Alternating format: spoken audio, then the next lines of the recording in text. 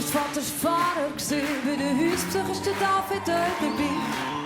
Wenn die Eltern anfangen zu debattieren, hat er mir gesagt, komm, wir gehen spazieren. Und wir sind ein Brief an den Waldrand und ich habe schon noch Augen gesehen. Nur der Herr Gerüß, was da ist geschehen, der Einzige, der mich berühren kann. Der Einzige, der mich verführen kann, was? Aber genau so wie ihr sagt, so ist es geschehen.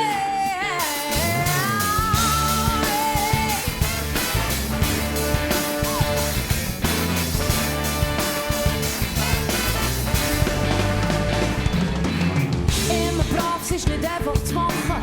Ich habe mir Mühe gegeben, ich habe es probiert. Und er erzählt mir himmlische Sachen so schön, wenn es noch nie gehört. Nimm mich in den Arm mit anfangen küssen. Fragt, willst du seit dem Abend wissen? Der Einzige, der mich berühren kann, ist der Sohn vom Pfarrer gewesen.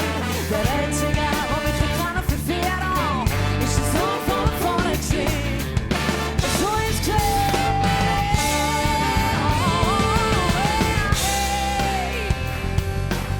oh, der Blick in seine Augen, wenn ich der noch vor mir sehe. Er stimmt mir Kiss, den ich gerne gegeben. Nimmt sich Zeit, Zeit zu gewinnen. Sagt mir, ist für ewig meine. Wir können zusammen noch so viel lernen. Wenn du verlierst, kannst du dich nicht wehren. Der Einzige, der mich berühren kann, ist der Sohn vom Pfarrer gewesen. Der Einzige, der mich berühren kann, ist der Sohn vom Pfarrer gewesen. Er ist geschehen. So ist geschehen. Oh,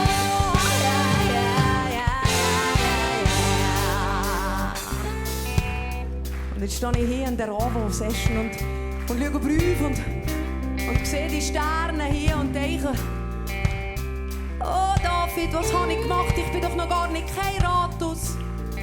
Das gibt Ärger mit dem Brief.